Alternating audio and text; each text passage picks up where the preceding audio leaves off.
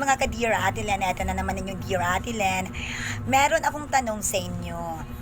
Gaano ba ninyo kamahal or gaano ninyo binigyan ng pansin or value yung mga bagay-bagay kahit maliit pero ibinigay sa'yo mula sa iyong mahal.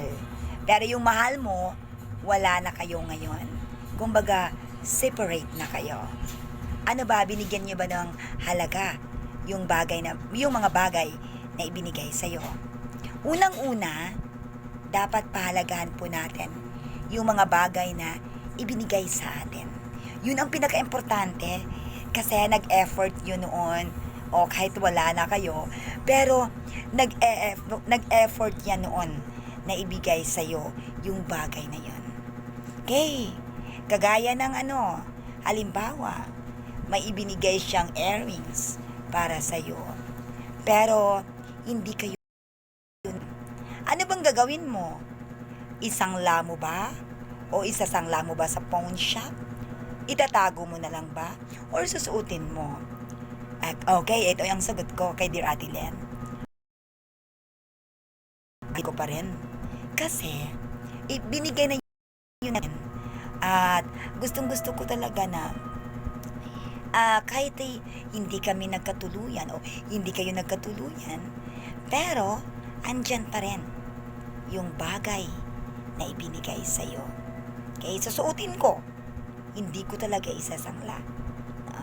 Hindi ko rin isauli kasi insulto yan para sa kanya. Halimbawa,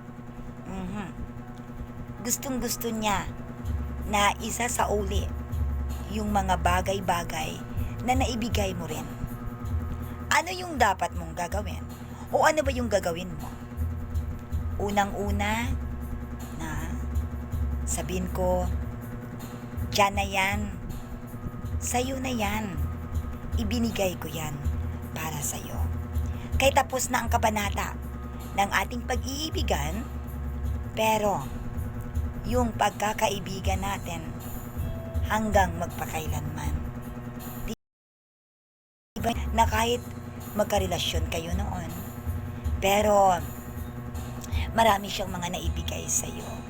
Stuffed toys, earrings, ring, necklace, o ano pa.